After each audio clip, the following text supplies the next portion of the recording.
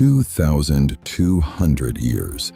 That is how long one civilization held the known world in its grip. They built roads that still carry daily traffic and erected concrete domes that still defy gravity. Western systems of voting, taxation, and law are direct descendants of Roman design.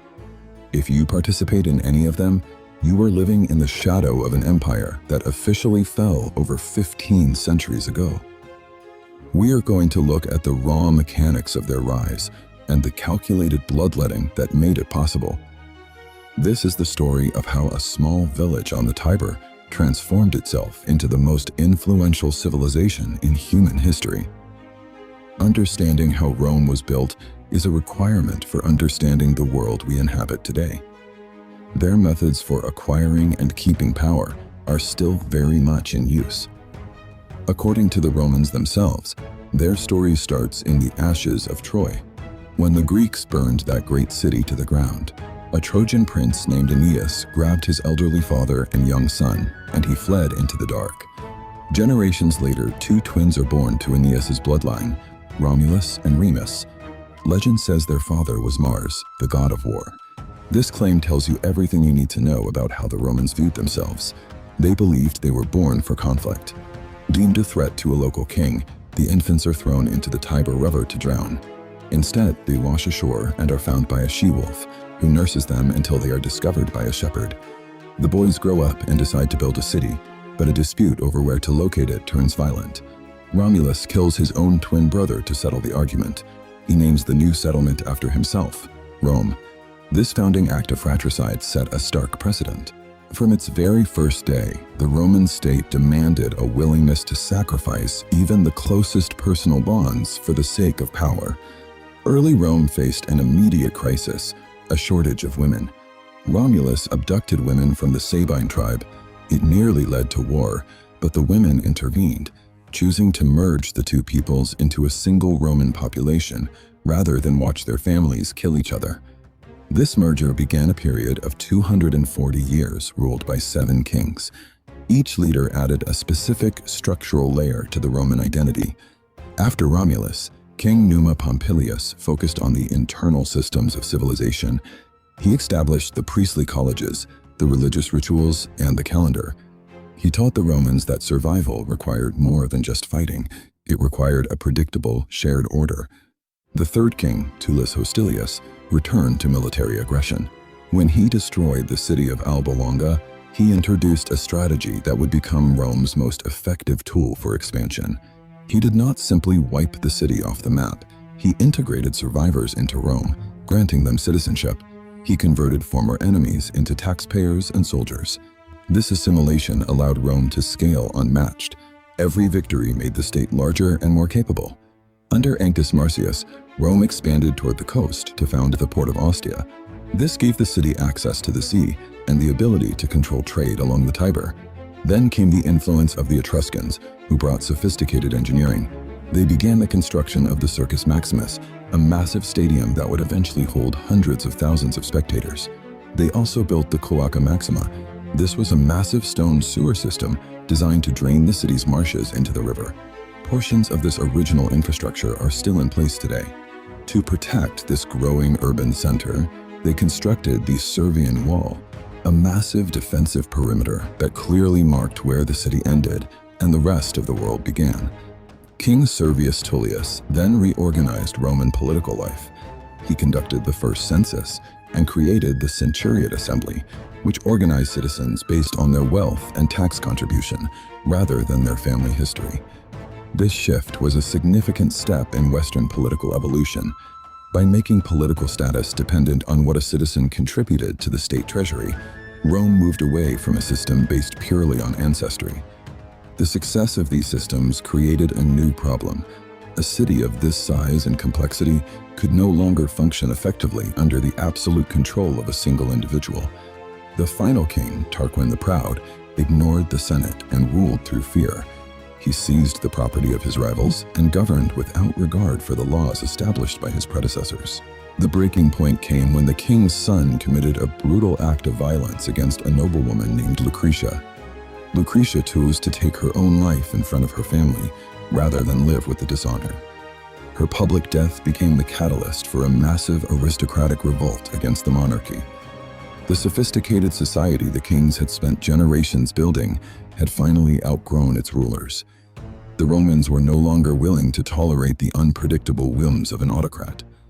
A nobleman named Lucius Junius Brutus led the uprising that permanently expelled the Tarquin family and abolished the kingship forever. Instead of descending into chaos, the Romans repurposed their existing structures, their laws, their voting classes, and their military organization to create a new form of government. They called it the Republic. Rome's ultimate achievement was not just the conquest of territory, but the creation of a system that turned raw ambition into a stable framework of law and shared governance. It is a framework that still dictates the rhythm of the modern world today. In 509 BC, the Mediterranean world was ruled by kings and warlords. But in the center of the Italian peninsula, the Romans built something different. They took the concept of self-governance and approached it with the precision of architects. Instead of a monarch, they divided executive power between two elected consuls. To prevent unchecked power, terms lasted only one single year. Each consul possessed the authority to veto the other's decisions, effectively stopping an action in its tracks. For extreme military crises, they designed an emergency override. The Senate could appoint a dictator with absolute power, but strictly for 6 months. In 458 BC, Cincinnatus was named dictator while plowing his farm. He defeated the enemy in 16 days, resigned, and returned to his fields. This model of civic duty heavily influenced the American founding fathers. George Washington's own commitment to returning to private life led to the naming of the Society of the Cincinnati, the oldest military heritage organization in the United States. Rome's first major innovation was a political machine designed to ensure no one person was above the law. But the early republic was an aristocratic state. A few old noble families, the patricians, dominated the government, while the common citizens, the plebeians, held almost no political power. In 494 BC, the plebeians realized the state could not function without them.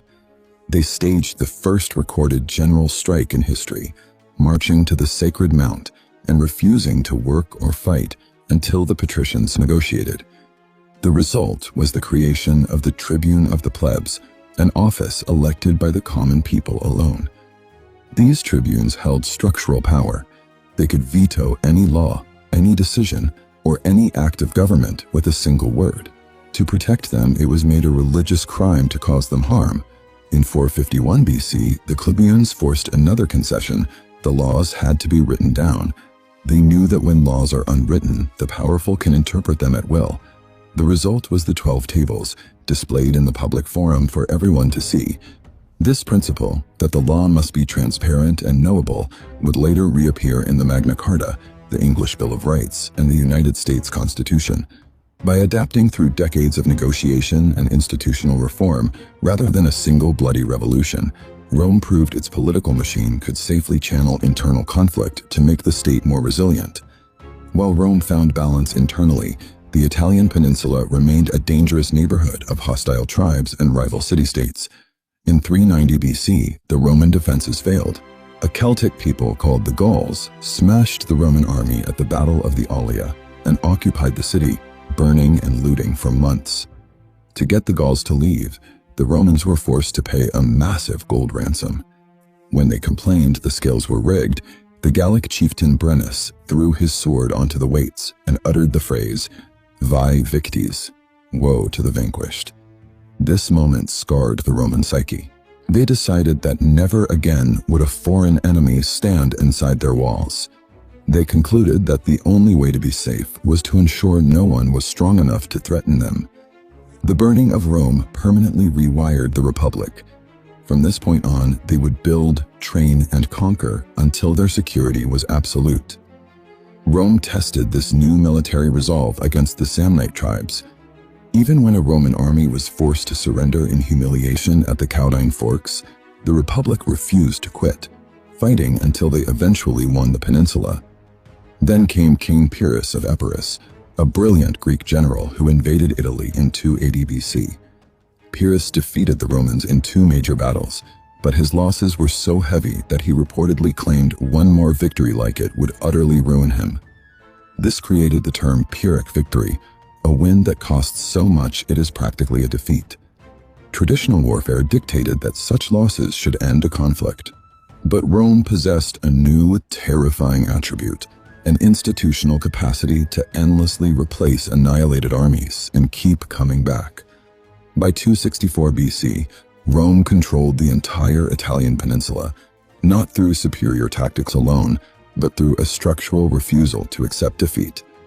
Rome soon faced Carthage, a Phoenician empire in North Africa that dominated Mediterranean trade with the most powerful navy in the world. In 264 BC, the First Punic War broke out over a dispute in Sicily.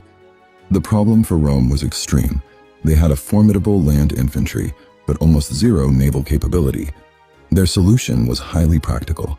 They found a wrecked Carthaginian warship on a beach and used it as a master blueprint. They reverse-engineered the design and built over 100 ships. Crews who had never been to sea were trained to row in tight formations on dry land before ever reaching the water. Rome approached the impossibly complex domain of naval warfare as a problem of engineering and logistics.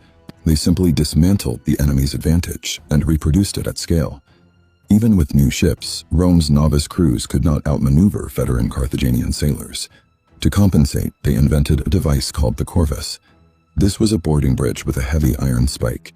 When a Roman ship pulled alongside the enemy, the corvus dropped, and the spike bit into the enemy deck. This locked the ships together. It forced a sea battle to become a close-quarters infantry fight, allowing Roman soldiers to charge across the bridge and play to their strengths.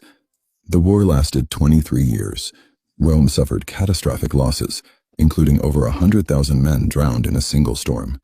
In any other civilization, those losses would have ended the state. Rome simply built another fleet. In 241 BC, they finally broke Carthage's navy and claimed Sicily as their first overseas province.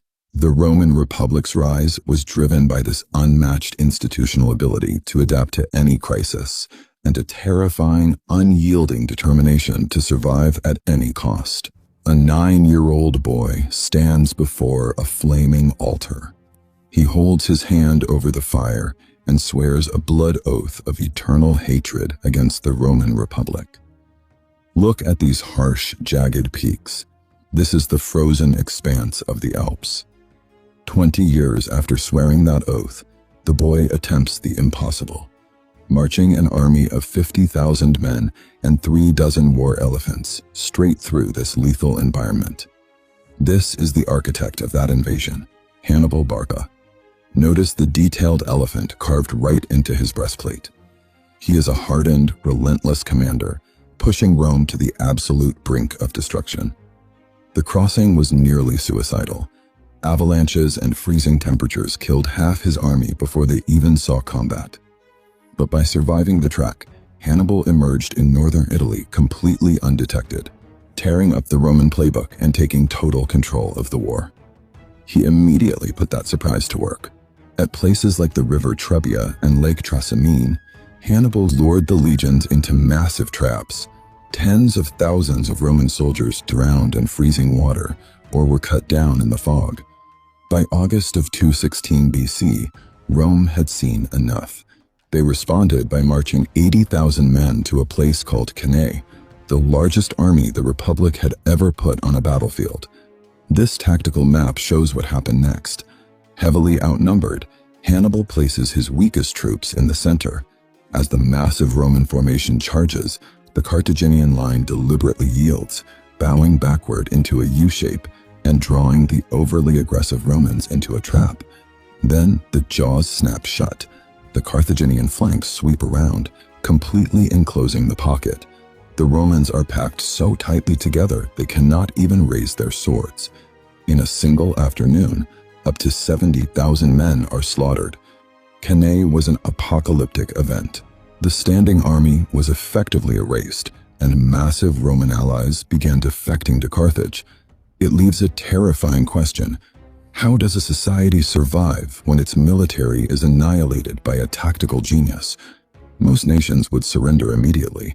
Rome refused to even open negotiations. Instead, they took desperate measures, emptying their prisons, freeing enslaved people, and handing weapons to teenagers to rebuild their depleted legions. They realized they couldn't beat Hannibal in a pitched battle, so they adopted the Fabian strategy. They completely avoided direct combat, choosing instead to shadow Hannibal's army, burning crops, cutting off supply lines, and using starvation to grind him down. Eventually, a commander emerged who understood how to actually end the threat. This is the stoic marble bust of Scipio Africanus. He recognized that the only way to defeat Carthage was to adopt their own aggressive tactics. Scipio bypassed Italy entirely and launched a direct invasion of Africa. At the Battle of Zama, he turned Hannibal's own flanking maneuvers against him. The supposedly invincible Carthaginian army was finally broken. But surviving wasn't enough to cure Rome's trauma. The fear of another Hannibal mutated into a calculated obsession with absolute erasure. This is the severe face of Cato the Elder, a Roman senator who ended every speech by demanding the total destruction of Carthage. In 146 BC, Rome executed that vision. These desolate stone ruins looking out over the sea are all that remain. Rome burned the city to the ground, sold the surviving population into slavery, and literally wiped the civilization off the map. With Carthage gone, Rome stood as the unchallenged master of the Mediterranean, commanding a hyper-militarized society built entirely for conquest. But what happens to a machine designed for total war when it runs out of monsters to fight? Look at this dense pile of silver denarii. Global conquest brought an avalanche of foreign wealth and millions of enslaved captives pouring into the capital. But all that treasure was entirely captured by the ruling elite. This map shows the traditional Italian countryside, broken into hundreds of small family plots. While the citizen soldiers spent decades bleeding to save the Republic, wealthy aristocrats seized their abandoned land. Notice how those family plots are swallowed up, consolidating into massive, monolithic super-estates. These industrialized plantations were worked by newly conquered slaves, leaving the returning veterans utterly displaced and starving in the streets of Rome. This statue depicts Cornelia sitting with her two sons, Tiberius and Gaius Gracchus. Seeing the collapse of the middle class, the Gracchi-Bators attempted to pass radical land reforms, aiming to redistribute the aristocratic wealth back to the starving citizens. These imposing brick ruins are the Roman Senate building. The senators inside, having spent generations mastering the art of total destruction abroad, applied those same methods at home. To protect their sprawling mega-estates, they orchestrated the outright murder of the Gracchi brothers. Centuries of democratic consensus shattered in an instant. For the first time in the Republic's history, domestic political disputes were settled with blades and bloodshed right on the streets of the capital. Rome proved it had the unnatural resilience to survive a military genius like Hannibal, but they survived their greatest enemy only to be slowly dismantled by the toxic inequality of their own success.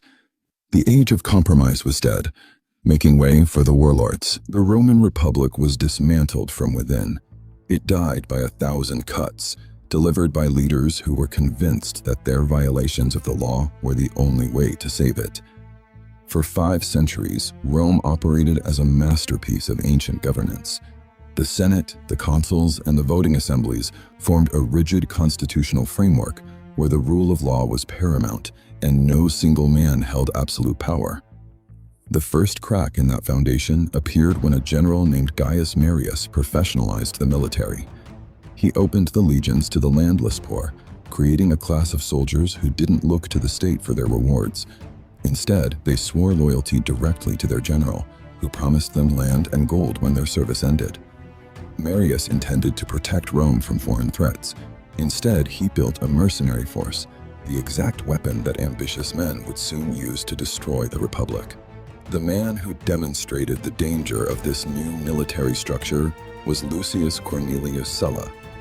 When a political rival transferred a military command from Sulla to Marius, Sulla committed an act of treason that was previously unthinkable. In 88 BC, Sulla marched his legions directly into the capital city of Rome to seize power. His officers deserted in protest, but the rank-and-file soldiers followed him. They obeyed the man who paid them, not the ideals of the Senate. Sulla used this force to initiate the proscriptions. state-sponsored industrial-scale murder. He published lists of names. If yours appeared, you were an enemy of the state who could be legally killed by anyone. Thousands died as the streets ran with blood. Sulla genuinely believed his massacres and temporary dictatorship were necessary to restore the constitutional republic. He passed reforms to strengthen the Senate, then did the unexpected. He resigned his power and retired to the country. Sulla's resignation couldn't undo the lesson he had taught. He had shown that military force, not the Senate, now determined political outcomes. He had permanently shifted the currency of power in Rome. By the next generation, the Republic's governing body was effectively sidelined by a backroom deal between three men: Pompey the Great, Marcus Crassus, and Julius Caesar. Caesar secured a 5-year military command in Gaul, modern-day France and Belgium, and initiated a brutal campaign of conquest designed to provide him with the same military leverage Sulla had once wielded. Between 58 and 50 BC, Caesar killed 1 million Gauls and enslaved another million.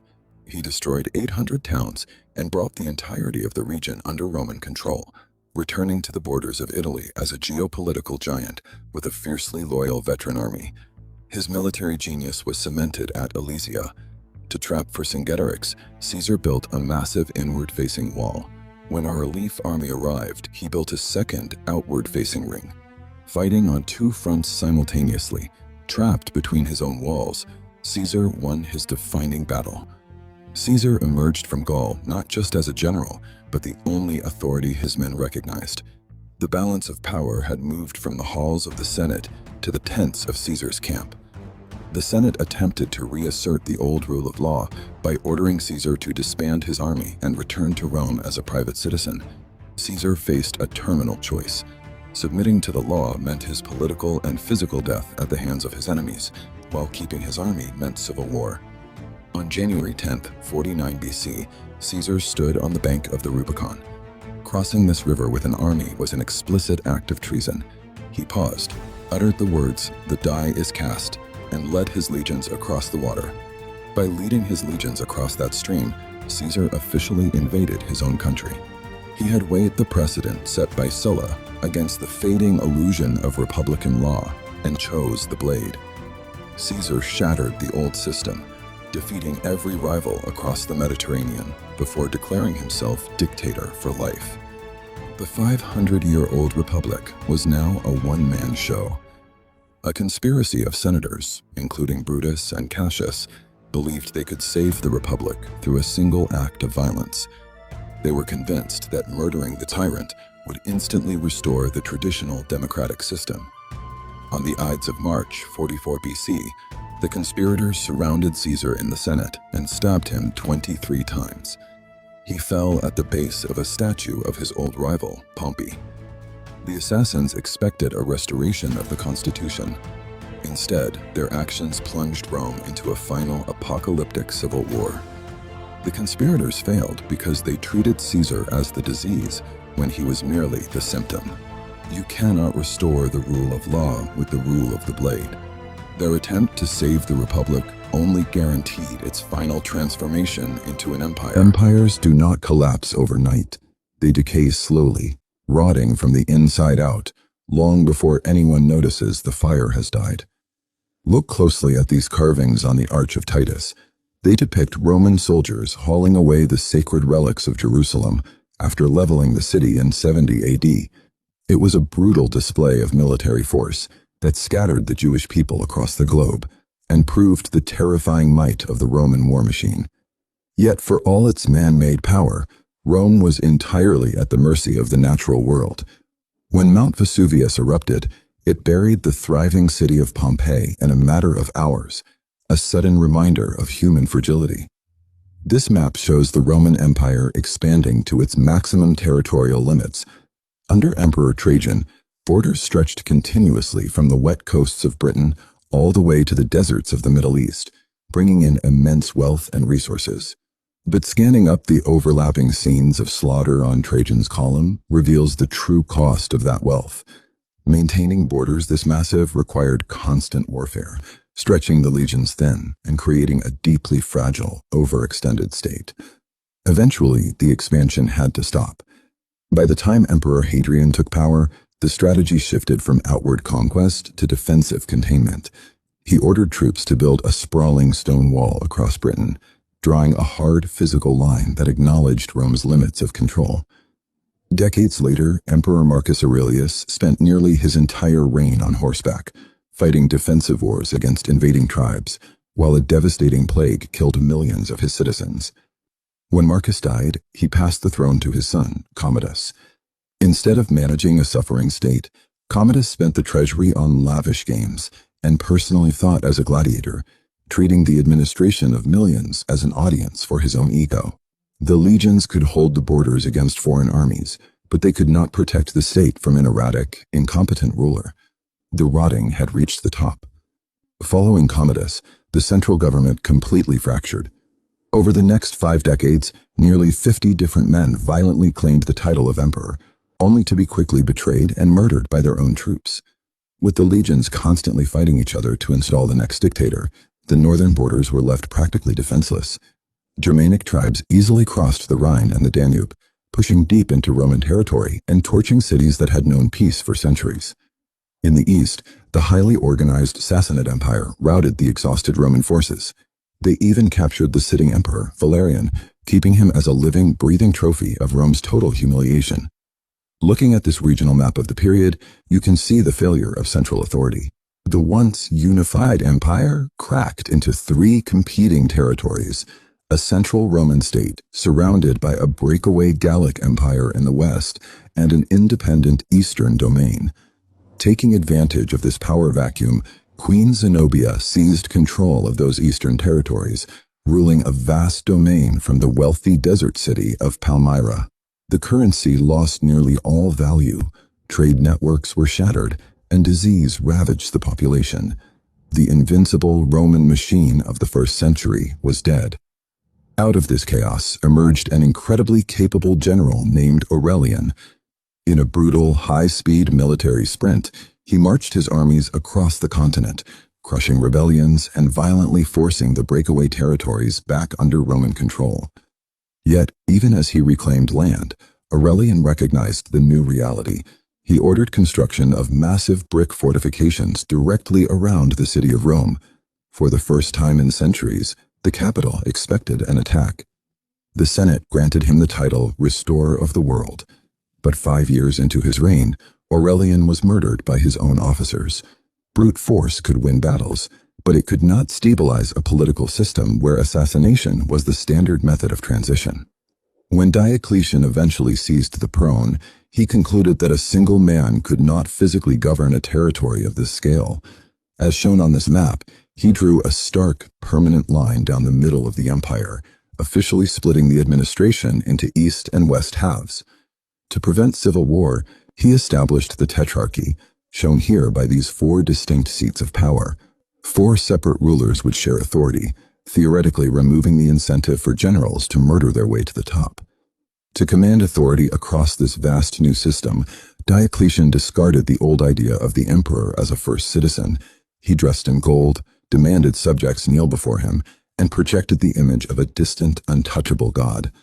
Attempting to force strict ideological unity upon his fractured state, he launched severe purges against Christians, destroying churches and burning texts in a ruthless effort to stamp out the growing religion. Then, after 20 years of absolute rule, Diocletian shocked the world by retiring to a cabbage farm. The moment his personal gravity was removed, the Tetrarchy completely collapsed, and the generals picked up their swords. A young commander named Constantine marched out of the resulting civil wars. Driven by a vision he saw in the sky, he ordered his troops to paint a Christian symbol on their shields and utterly crushed his last rival at the Milvian Bridge. Upon taking power, Constantine legalized the exact faith Diocletian had tried to erase. The empire poured state funding into church construction, elevating a persecuted religion into the central unifying pillar of Roman society. Realizing the old capital was geographically isolated from the richest trade routes, Constantine abandoned Rome. He built a heavily fortified, fabulously wealthy new capital in the east and named it Constantinople. As wealth, grain, and military power shifted permanently to this eastern hub, The western half of the empire was left starved of resources. The original structures of power were quite literally breaking apart. To survive, the Roman state had to discard its pagan gods, its western territories, and eventually the city of Rome itself. The empire lived on, but it left its birthplace behind to slowly rot in the shadows. There is a persistent myth that the Roman Empire collapsed overnight, that a horde of barbarians breached the gates one dark afternoon, and antiquity instantly faded to black. The truth is much slower and much more dangerous. The empire was eaten alive from the inside out. Decades of compromised laws, deepening political corruption, and a hopelessly fractured society eroded the foundation long before any foreign army arrived. The cracks became institutional policy in 330 AD. Emperor Constantine looked at the city of Rome and saw a decaying, vulnerable liability. He packed up the government and built a brand new capital 1,000 miles to the east. He chose the ancient site of Byzantium on the Bosphorus Strait. It was perfectly defensible choke point where Europe meets Asia, allowing the new city of Constantinople to control the flow of global trade.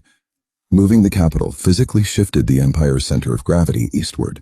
The wealth, the military power, and the future all relocated. The original city of Rome was left behind to wither. Culturally, the old world was also dying.